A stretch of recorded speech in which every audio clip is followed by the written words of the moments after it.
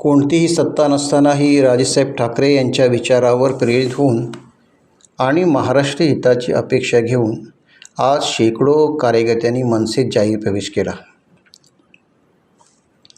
मनसे नेते माजी आमदार नितीन सरदेसाई यांनी स्पष्ट केले की चिपळूण पॅटर्नचा झंझावात अख्ख्या राज्यात सुरू होणार आहे.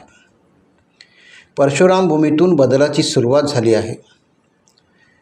महाराष्ट्र नवनिर्माण सेनेचे माजी आमदार नितीन सरदेसाई आणि मनसे नेते शिरीष सावंत यांच्या 2 दिवसीय रत्नागिरी जिल्ह्यात मनसेने जोरदार मुसंडी मारली आहे. आज चिपळूण येथे हॉटेल अतिथी येथे आढावा बैठक घेण्यात आली आणि त्यानंतर भव्य पक्षप्रवेश करण्यात आला. चिपळूण शहर आणि ग्रामीण भागातील कार्यकर्त्यांनी शेकडोंच्या संख्येने मनसेत प्रवेश केल्याचे म्हटले जात आहे.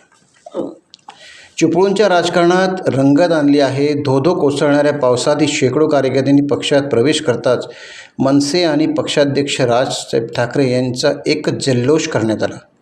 यावेळी गोवळकोटमधील मुस्लिम कार्यकर्त्यांसह कळंबस्ते, खडपोली, शिरगाव, मुंडेतर्फे चिपळूणसह विविध गावातील असंख्य कार्यकर्त्यांनी महाराष्ट्र नवनिर्माण सेनेत जाहीर प्रवेश केला.